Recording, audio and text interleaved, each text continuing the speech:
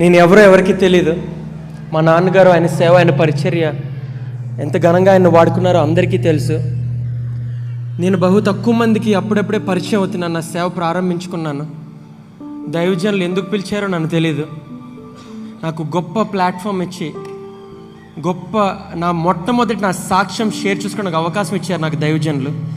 ఆ రోజు దేవుడు నాతో మాట్లాడి ఇక్కడ నన్ను నిలబెట్టి మాట్లాడిచ్చాడు. అప్పుడు నేను ఒంటరిగా వచ్చాను. మళ్ళీ ఇదే గురజాడకి మేము ఇద్దరంగా కలిసి వచ్చాం, ఇద్దరంగా సేవ చేస్తున్నాం. కాకపోతే మొదటిసారి ఒక్కడనే వచ్చాను, ఈసారి ఇద్దరం కాదండి, ముగ్గురుగా వచ్చాం. దేవుడు ఇంకొక సేవకుడిని ఇవ్వబోతున్నాడు. హల్లెలూయా.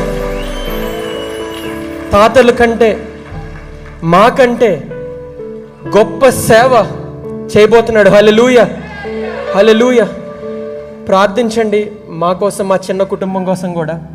మీరు ఎలాగైతే ఈ ఆశీర్వాద పండుగలకి విశ్వాసంతో వచ్చారో మేము కూడా అదే విశ్వాసంతో ఇక్కడికి వచ్చాం. వాక్యం బోధించిన, ఆయన ఆరాధించిన మేము కూడా ఆయన డిసైపుల్సే, మేము కూడా ఆయన శిష్యులమే. ఆయన తప్ప మాకు ఇంకొకరు లేరు. ఆయన తప్ప మా బ్రతుకులు మార్చేవాళ్ళు ఎవరు లేరు. ఇవాళ ఆయన మా పక్షాన్ని నుండి మమ్మల్ని నడిపిస్తున్నాడంటే ఆయన ఇచ్చిన బహుమానానికి ఆయనకి ఎన్నో వేలాది కోట్లాది వందనాలు తెలియజేస్తున్నాం. హల్లెలూయా. ఇంతగానో మా గురించి ప్రార్థించి ప్రేమిస్తున్న కుటుంబాలంతటికీ మరొకసారి ప్రత్యేకమైన వందనాలు తెలియజేస్తున్నాను. ముఖ్యంగా శామ్యుల్ కర్మోజీ గారికి, సుష్మిత కర్మోజీ గారికి, కుటుంబం అంతటికి, అమ్మమ్మ గారికి, అందరికీ నా ప్రత్యేకమైన వందనాలు తెలియజేస్తున్నాను.